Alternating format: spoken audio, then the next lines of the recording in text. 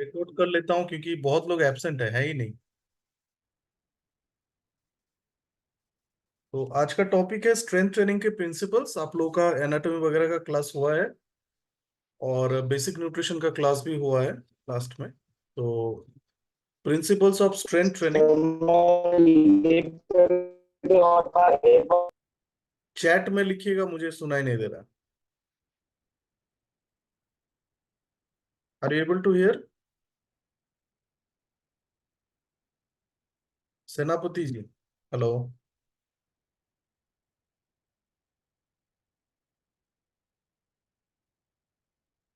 There is some issue I think in internet और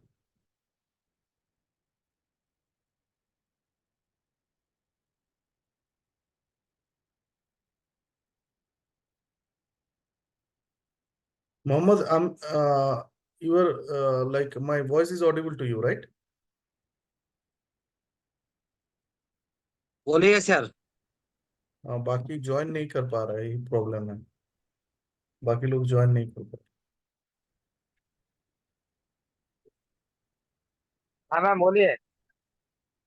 okay. मैं class में हूँ। मैं क्लास ज्वाइन ज्वाइन कर लिया हूँ मैम, मैं क्लास में हूँ।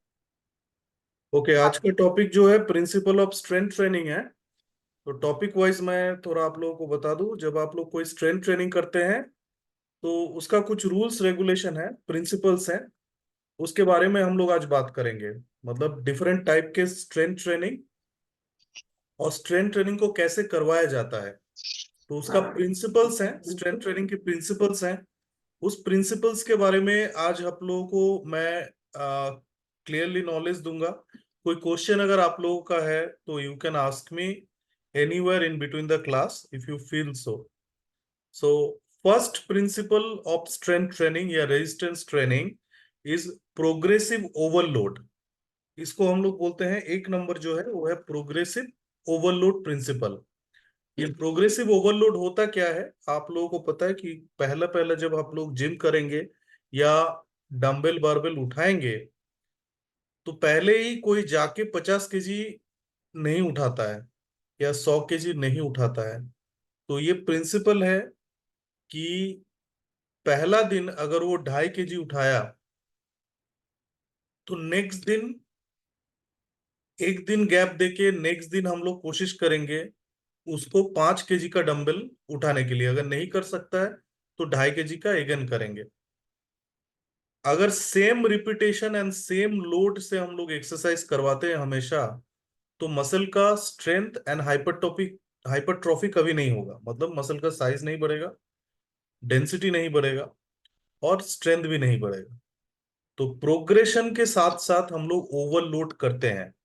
दैट मीन्स जब आपने शुरू किया बहुत कम वेट से और धीरे धीरे उसका वेट बढ़ाते गए, रेजिस्टेंस आपका बढ़ाते गए, तो that is called progressive resistance exercise या प्रोग्रेसिव ओवरलोड प्रिंसिपल।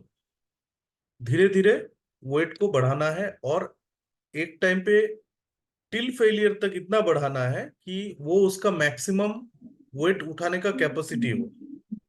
इसमें एक टर्म है, इसको बोलते हैं 1 RM। 1 RM repetition maximum. That means अगर कोई बंदा कोई पर्टिकुलर मसल का एक्सरसाइज कर रहा है, पकड़ लो बाइसेप का कर रहा है, बाइसेप कर्ल कर रहा है, तो बाइसेप कर्ल करने के टाइम पे जो पूरा मूवमेंट है बाइसेप का, ये एक्सटेंशन से फ्लेक्शन एल्बो का, ये पूरा मूवमेंट मैक्सिमम कितना वेट लेके एक बार कर पाता है। मतलब एक ही बार करेगा, मैक्सिमम कितना वेट लेके कर पाएगा। उसके बाद नेक्स्ट टाइम जब वो करने जाएगा वो वेट से नहीं कर पाएगा। That is his 1 RM। तो हर जॉइंट का अलग अलग 1 RM होता है। बाइसेप का अलग है, ट्राइसेप का अलग है, फ्लेक्शन एक्सटेंशन स्क्वाट का अलग हो सकता है, बेंच प्रेस का अलग है। सबका 1 RM पर्टिकुलरली डिफरेंट लोगों का अलग अलग होता है। एक ही बार आप बेंच प्रेस करेंगे, एक ही बार बेंच प्रेस करेंगे, मैक्सिमम जितना वेट लेके फुल एक बार आप कर पाए विदाउट इंजुरी और फुल रेंज ऑफ मोशन में, वो आपका 1 RM है। ये हो सकता है मेरा 50 केजी हो, आपका 100 केजी हो, किसी का 150 केजी हो। अलग अलग आरएम होता है। एंड प्रोग्रेसिव ओवरलोड की प्रिंसिपल है कि धीरे धीरे हम लोग वेट को बढ़ाएंगे, रेजिस्टेंस को बढ़ाएंगे टिल मैक्सिमम जितना फेलियर हो पाएगा वेट का उतना में। तो ऐसा नहीं है कि एक आदमी 2.5 kg का डंबल से शुरू किया तो एक दिन वो 200 kg का डंबल उठा पाएगा। तो प्रोग्रेसिव ओवरलोड का भी लिमिटेशन है। 2.5 kg से शुरू किया, हो सकता है बाइसेप करना मैक्सिमम 30 kg डंबल लेके किया, उसके बाद नहीं कर पा रहा है, so that is his maximum limit, वहां पे खत्म है। तो प्रोग्रेसिव ओवरलोड भी लिमिटेड ही है। ऐसा नहीं है कि किसी को हम लोग 30 kg डंबल उसका वो उठा रहा है, नेक्स्ट वीक वो 35 उठाएगा, नेक्स्ट वीक वो 40 kg उठा लिया, फिर 50 kg उठा लिया, 100 kg से बाइसेप कर रहा है, ऐसा आपने देखा नहीं होगा। नॉर्मली ऐसा होएगा नहीं, ऐसा नहीं हो पाएगा। सो एक स्टार्टिंग पॉइंट होगा ओवरलोड का और एक एंड पॉइंट होगा ओवरलोड का। So this principle is called progressive overload. ये पहला प्रिंसिपल है स्ट्रेंथ ट्रेनिंग का। दूसरा प्रिंसिपल जो आता है वो प्रिंसिपल है principle of specificity. Second principle is principle of specificity. That means अगर मुझे कोई पर्टिकुलर मसल का स्ट्रेंथ या हाइपरट्रोफी करना है तो मैं सिर्फ उसी मसल पे फोकस करके वेरिए डिफरेंट टाइप के एक्सरसाइज करूंगा। तो ये स्पेसिफिक है।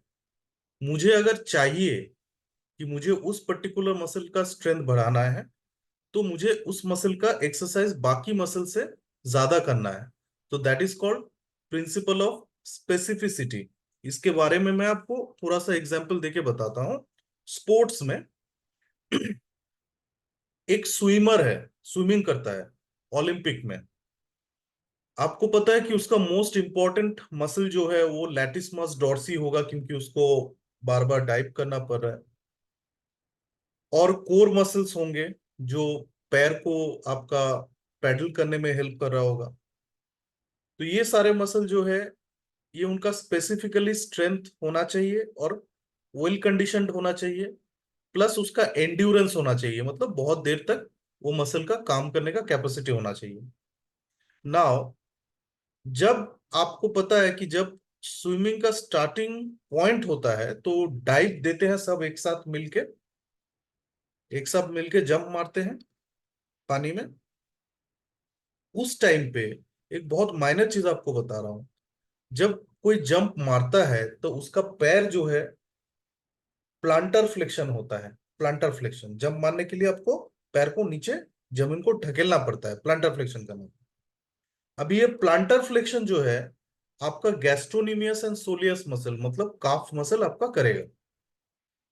अगर आपके काफ मसल में स्ट्रेंथ नहीं है तो आप वो पहला डाइव करने के टाइम पे जो आपको थ्रस्ट चाहिए नीचे से वो नहीं हो पाएगा। तो शायद फ्रैक्शन ऑफ सेकंड मतलब मिली सेकंड में आप दूसरे से पीछे चले जाओगे। उससे आपका स्पीड भी लिमिट हो जाएगा, सिर्फ जंप मारने का प्रॉब्लम से, पानी में डाइव करने में प्रॉब्लम होने से। तो वहां पे क्या होगा, उस स्विमर का गैस्ट्रोनीमियस एंड सोलियस मसल भी स्ट्रेंथनिंग के लिए बहुत इंपॉर्टेंट एक पार्ट है। तो ऐसे ही स्पोर्ट्स में हर एक मसल का बहुत इंपॉर्टेंट पार्ट होता है या मसल ग्रुप का इंपॉर्टेंट पार्ट होता है, जहां पे उस स्पेसिफिक मसल्स के हम लोग एक्सरसाइज कराते हैं, स्ट्रेंथनिंग कराते हैं या एंडुरेंस बढ़ाते हैं। ये सेकंड प्रिंसिपल है, इसको प्रिंसिपल ऑफ स्पेसिफिसिटी बोलते हैं। मतलब पर्टिकुलर जो मसल्स की जरूरत है उस मसल्स पे हम लोग ज्यादा फोकस करके उसको एक्सरसाइज कराते हैं, स्पेशली इन स्पोर्ट्स। मैं और एक एग्जांपल देता हूं। आपने आर्चरी देखा होगा, धनुष तीर मारने वाला, ये भी ओलंपिक में है। तो इसमें क्या टारगेट को एम करना पड़ता है। तो इसमें भी लैटिसमस डॉर्सी, आपके बाइसेप ट्राइसेप रिस्ट सारे मसल्स की बहुत जरूरत है कि आपका स्ट्रेंथ हो। लेकिन इसमें बहुत एक इंपॉर्टेंट है पार्ट है जो है आपका स्पाइन का एंड कोर का स्टेबिलिटी। अगर आपका स्पाइन और कोर मसल्स का मतलब एब्डोमिनल मसल्स के सामने और पीछे के स्ट्रेंथ कम है तो ड्यूरिंग द थ्रस्ट, जब आप छोड़ते हैं तीर को, आपका बॉडी हिल जाएगा। अगर आपका कोर स्टेबल नहीं है तो आपका हिल जाने से, अगर थोड़ा सा भी, एक फ्रैक्शन ऑफ मिलीमीटर भी अगर आप थोड़ा सा हिल गए, तो आपका टारगेट जो है वो नहीं अचीव होगा, वो दूसरा कहीं पे जाके लगेगा। तो बॉडी को स्टेबल करने के लिए आपके कोर स्टेबिलिटी भी बहुत जरूरी है, और ये सारे स्पोर्ट्स स्पेसिफिक है। तो इसीलिए इस प्रिंसिपल को प्रिंसिपल ऑफ स्पेसिफिसिटी बोलते हैं स्ट्रेंथ ट्रेनिंग में। इसमें आपका कोई क्वेश्चन है? Principle of specificity.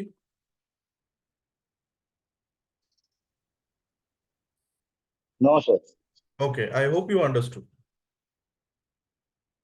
Next principle, variation. Third number principle है, स्ट्रेंथ ट्रेनिंग में हम लोग वेरिएशन क्यों डालते हैं? अगर बाइसेप का मुझे एनहेंसमेंट करना है, स्ट्रेंथ एंड हाइपरट्रॉफी करना है, तो सिर्फ बाइसेप का ही एक्सरसाइज करता, बाइसेप कर्ल। बाकी सारे, इतने सारे बाइसेप के एक्सरसाइज का क्यों जरूरत था? So that is called principle of variation. यहाँ पे क्या होता है, दो तीन चीज आपको दिमाग में रखना है। हम लोग वेरिएशन क्यों करते हैं? एक नंबर पॉइंट, इंसान हमेशा एक चीज करते करते बोर हो जाता है। सो अगर आपको सिर्फ जिंदगी भर बाइसेप कर्ल करने बोलेंगे तो ये आपके लिए बोरिंग एक्सरसाइज हो जाएगा। तो आपको कुछ नया चाहिए, इसीलिए हम लोग वेरिएशन डालते हैं। ये पहला पॉइंट हो गया। दूसरा पॉइंट, अगर आप एक ही सिंगल डायरेक्शन में एक ही तरीके से एक मसल को एक्सरसाइज करवाते हैं, तो सिर्फ उस मसल के कुछ पार्ट ही है। मतलब मसल का अगर आप माइक्रोस्कोपिकल स्ट्रक्चर देखते हैं, छोटा एकदम करके मैग्नीफाई करके देखते हैं, तो उसमें फाइबर्स हैं जिसको मायोफाइब्रिल बोलते हैं, और उसके ऊपर एक कोटिंग है फाइबर के ऊपर, उसको सार्कोलेमा बोलते हैं। तो दो तरीके से हाइपरट्रॉफी होता है, मतलब साइज बड़ा होता है। एक मसल फाइबर का साइज बड़ा होता है, या उसके ऊपर के मसल फाइबर के ऊपर पे जो कोटिंग है, लेयर है, सार्कोलेमा, उसका हाइपोट्रॉफी होता है, बड़ा होता है साइज में। अभी एक मसल के अंदर आप, फॉर एन एग्जाम्पल, 50,000 छोटा छोटा फाइबर्स हैं। अभी जब आप कोई सिंगल डायरेक्शन में एक्सरसाइज करते हो, सिंगल डायरेक्शन में सिर्फ कर्ल कर रहे हो सिंगल डायरेक्शन, तो ये 50,000 मसल फाइबर रिक्रूट नहीं होता है उसमें। उसमें 20,000 से लेकर 30, मतलब 30%, 50% मसल फाइबर रिक्रूट होता है एक सिंगल डायरेक्शन में। जब आप वेरिएशन करते हो, इसका एंगल आप जब घुमाते हो डिफरेंट एंगल में, तब एक्सरसाइज करते हो, तो जो सिर्फ एक सिंगल डायरेक्शन एक्सरसाइज में रिक्रूट नहीं हुआ था, वो सब मसल फाइबर भी रिक्रूट होता है। मतलब आपको पूरा, अगर 100% हाइपरट्रॉफी चाहिए, तो मसल के हर पार्ट को, हर फाइबर को इन्वॉल्व करना है। इसीलिए angle variation, load variation and exercise के टाइप वेरिएशन करना जरूरी है। तो दो मेजर पॉइंट बताया आपको मैंने, एक है कि बोरिंग ना हो, और दूसरा मसल रिक्रूटमेंट फाइबर्स जो है वो संपूर्ण होना चाहिए, मतलब हर फाइबर पे अटैक करना चाहिए। तो इसीलिए वेरिएशन करना जरूरी है। अभी third point and most important point आपको बताता हूं। आप लोगों को एक टर्म पता होगा, that is called muscle and mind connection. That means जब आप एक्सरसाइज करोगे, तो जिस मसल का एक्सरसाइज कर रहे हो, माइंड में वो मसल कनेक्टेड होना चाहिए। अगर बाइसेप का कर रहा हूं, तो बाइसेप माइंड से कनेक्टेड होना चाहिए। जब तक ये कनेक्शन नहीं होगा, बोला जाता है, तब तक मसल डेवलपमेंट नहीं होगा। एक्सरसाइज करने के टाइम में mind muscle connection is very important. Now, mind muscle connection होता कैसे है? आपको पता है, सेंट्रल नर्वस सिस्टम ब्रेन, उसके साथ पेरिफेरल नर्वस सिस्टम, मतलब जो आपके हाथ पैर में है नर्व, इससे सेंसेस ब्रेन में जाता है। आप जब कोई सिंगल डायरेक्शन में एक्सरसाइज कर रहे हो, तो ये ब्रेन में ये सिग्नल जो जा रहा है, आप इस मूवमेंट को कर रहे हो, तो ब्रेन इसको समझ जाता है। ये समझने के बाद इसको बोलते हैं एडेप्टेशन, मतलब ब्रेन में ये एडेप्टेड हो जाता है। ब्रेन इसको फिर ज्यादा ध्यान नहीं देता है, पूछता नहीं है, इसको एक ही डायरेक्शन में कर रहा है। और इस सिंगल डायरेक्शन में ही जो एक्सरसाइज कर रहा है उसी में उसी का स्ट्रेंथ डेवलप होता है। मतलब अगर बॉटल को, एक बॉटल है, उसको सिर्फ मैं ऐसे उठा रहा हूं, ये 500 केजी का बॉटल है, मैंने उठाया बचपन से ऐसे करके, तो सिर्फ इसी डायरेक्शन में उठा पाऊंगा। कोई अगर बोल देगा बॉटल को थोड़ा साइड में लेके उठाओ, तो नहीं उठा पाऊंगा, क्योंकि मुझे सिर्फ इसी डायरेक्शन में पता है, ब्रेन के साथ मसल का कनेक्शन है। दूसरा एंगल में ब्रेन के साथ मसल का कनेक्शन नहीं बना है। तो इसीलिए आपको डिफरेंट वेट से, डिफरेंट एंगल में, डिफरेंट पोस्चर में वेरिएशन करना जरूरी है। तो तीन मेजर पॉइंट मैंने बताया। एक है बोरिंग ना हो एक्सरसाइज, एकदम बिल्कुल बोरिंग नहीं होना चाहिए। दूसरा है मसल फाइबर्स सारे रिक्रूट होना चाहिए, एक सिंगल डायरेक्शन में लिमिटेड फाइबर रिक्रूट होता है। और एक पॉइंट, जो माइंड मसल कनेक्शन है उसमें अगर एडेप्टेशन हो जाता है तो उसको एडेप्टेशन को ब्रेक करना है। इसीलिए प्लेटू ब्रेकिंग एक्सरसाइजेज जो है उसको बोलते हैं शॉकिंग एक्सरसाइज। मतलब बॉडी को पता नहीं है, जो सडनली उसको एक एक्सरसाइज दिया जो कभी नहीं किया है, तो those are called shocking exercise या shock exercise. So that's why we give variation. We do variation in exercises. I hope you understood. Okay, great. कुछ पूछ सकता हूँ sir? The principle, fourth principle is rest and recovery. जो भी muscle के ऊपर आपने एक्सरसाइज किया है, अल्टीमेटली होता क्या है, वो मसल के अंदर पे तो मैं जित। कुछ पूछ सकता हूँ? हाँ हाँ, बोलिए। सर जो था ना हम लोग का पिछला वाला था, मुझे था कि जो हम लोग का माइंड मसल कनेक्ट करते हैं, हाँ उसमें जो माइंड का जो मसल कनेक्ट होता है, हम लोग मतलब जो बाइसेप का या ट्राइसेप का कुछ भी एक्सटेंशन कर रहे हैं, या फिर बाइसेप का जो एक्सटेंशन है कुछ भी कर रहे हैं, हम लोग उसको, देखिए हम लोग का माइंड में है कि हम लोग को काउंट करिए कि हम लोग का 12 रिपीटेशन करना है कि 15 रिपीटेशन करना है। तो रिपीटेशन काउंट के चक्कर में हम लोग वो भूल जाते हैं कि हम माइंड में, वो माइंड में आ जाता है कि रिपीटेशन करना है। तो उसको कैसे, मतलब हम लोग कैसे उसको रिकनेक्ट करें हम लोग के माइंड में? Okay, it's very simple. जब आप एक्सरसाइज करोगे then you think about the muscle. whenever you do some exercise of particular muscle group, एक कोई ग्रुप का एक्सरसाइज कर रहे हो, then you have to think about that muscle. You forget about the rest of the body part. This is a practice that you should do every time you do strength training exercises. ये एक practice है जहां पे आपको mind को fully concentrate करना है, जो मसल का आप एक्सरसाइज कर रहे हैं उस मसल के ऊपर। Then only you can develop mind muscle connection, otherwise there is no other way where you can develop mind muscle connection. आपको सोचना है, अगर बाइसेप का कर रहे हो then you think about bicep and think there is a connection between bicep and your brain, then only you can sir develop वो- mind muscle connection. Sir मैं, मेरा क्वेश्चन वो नहीं था सर। वो तो हम लोग करते हैं सर, क्योंकि उसमें रिपीटेशन का जो आता है ना सर, हम लोग बाइसेप कल कर रहे हैं तो हम लोग को रिपीटेशन आता है कि नहीं हमको 10 से 12 करना है, जैसे कि हम लोग का ऑफ शेड्यूल निकल जाएंगे। ओके, हाँ, इसके बारे में उसके बारे में, हाँ जी, नेक्स्ट में जाऊंगा। आपका रिपीटेशन और लोड के बारे में है आपका नेक्स्ट चैप्टर में, वो भी मैं ठीक, लूंगा आपको। Generally okay sir. कोई भी अगर नया जिम पे आता है तो रिसर्च में पाया गया है 8 से 12 repetition for general population is okay. 8 से 12 रिपीटेशन। अभी इसमें कुछ वेरिएशंस हैं, कुछ डेफिनेशंस हैं, those also comes under strength training, उसके बारे में भी मैं डिस्कस करूंगा। तो rest and recovery, why we need rest, because the muscle should recover. जब आप एक्सरसाइज करते हो आपके टिश्यू ब्रेक होता है, मतलब मसल के जो छोटे छोटे फाइबर्स है, मायोफाइब्रिल्स, वो फट जाता है, ब्रेक होता है। उसको दोबारा जुड़ना है, जब जितना जल्दी वो दोबारा जुड़ेगा आपका रिकवरी उतना जल्दी होगा। और कितना अच्छे तरह से जुड़ा वो आपका हाइपरट्रॉफी का कॉज करेगा, मतलब मसल का साइज बढ़ाएगा। तो ये रिकवरी जो है, इसमें बहुत सारे फैक्टर्स हैं, और रेस्ट में बहुत सारे फैक्टर्स हैं जो आपको जानना जरूरी है। एक मसल का स्ट्रेंथ एंड साइज डेवलप अगर आप करते हैं नेचुरली, उसके लिए आपको 24 आवर्स में मिनिमम 8 आवर्स स्लीप चाहिए, सोना है।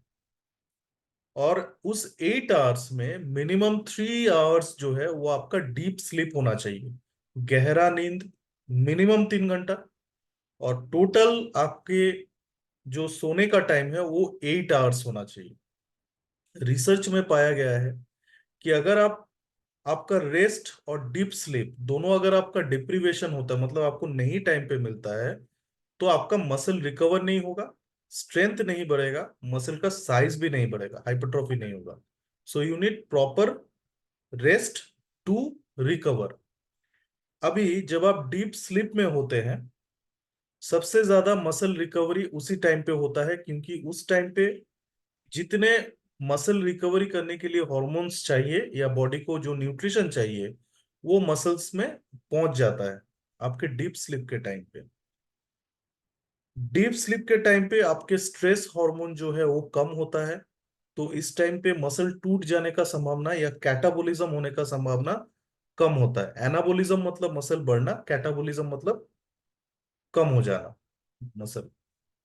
सो you need proper rest and recovery to overcome the strength training activity जिसमें मसल का टीयर हुआ था।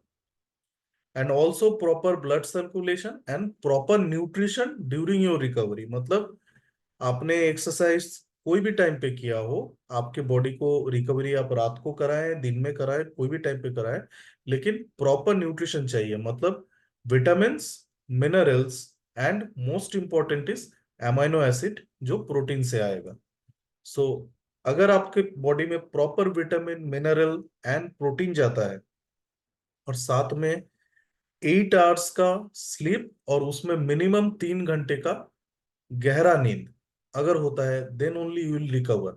सो always suggest your client focus on stress relief, rest and recovery, otherwise you will not see any results. The next is individualization, ये 5 number point है।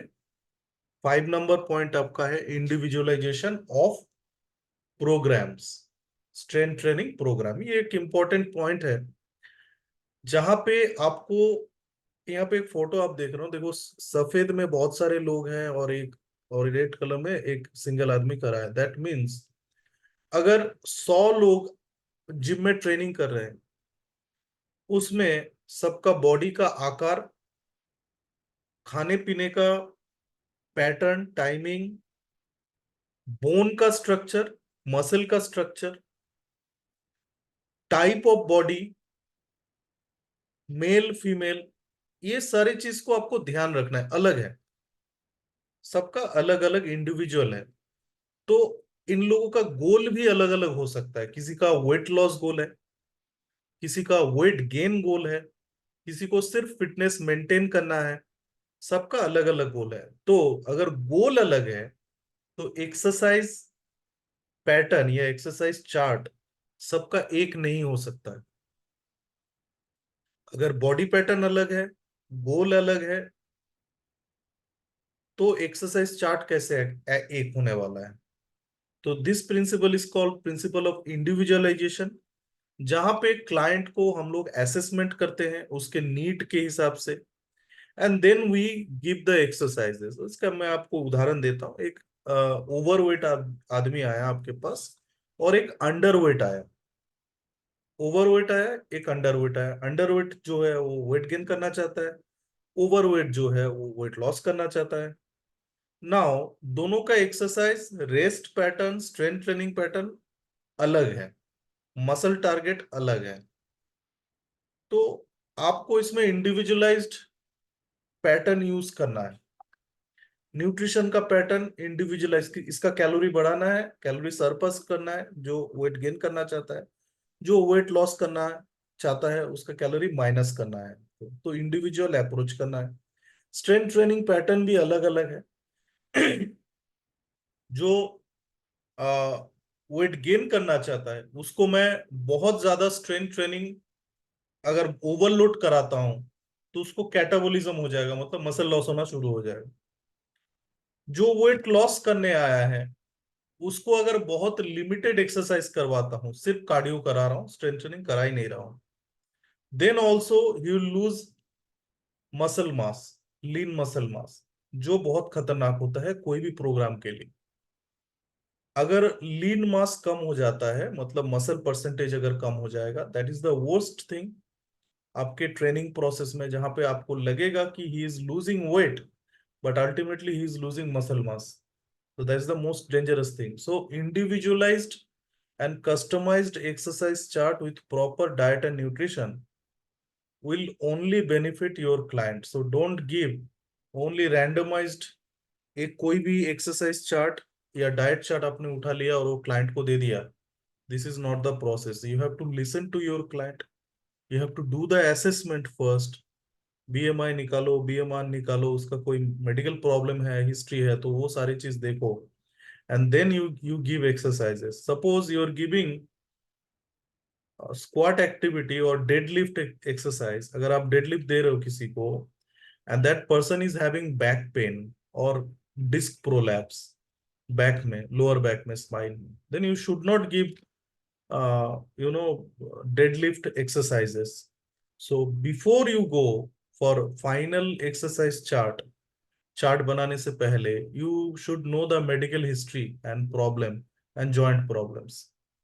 सो ये सारी चीज देखो, उसके बाद आप एक्सरसाइज चार्ट बनाओ। That is individualisation of strength training principle. इसमें कोई क्वेश्चन है इंडिविजुअलाइजेशन में?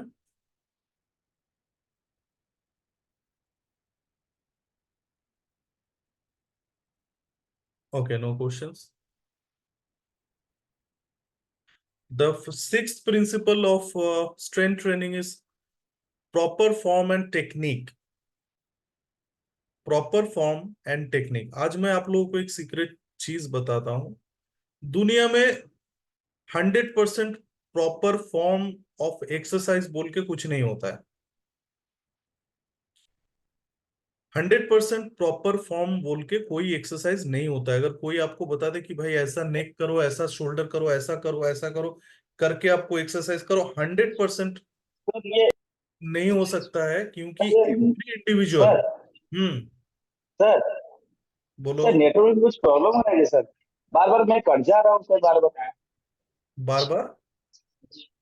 मैं कट जा रहा हूँ। मैं सुना ही नहीं आपका जो भी जो नो 5 नंबर का प्रॉब्लम। जो पॉइंट था ना sir. I am recording the session, you can see, watch afterwards, and that is your internet problem, not our problem. So please check your internet connection once. Okay okay sir, okay sir. Proper form and technique के बारे में जो मैं बता रहा हूं कि कोई there is no 100% proper form and 100% technique. Every individual, हम लोग का बॉडी का स्ट्रक्चर अलग है, हाइट अलग है, मसल का ओरिएंटेशन अलग है, डायरेक्शन अलग है। सो एक फॉर्म लैट पुल में जाके सिर्फ ऐसे खींचना है, तो सिंगल फॉर्म जो है सबके लिए एक नहीं हो सकता है। So proper form and technique क्या होता है?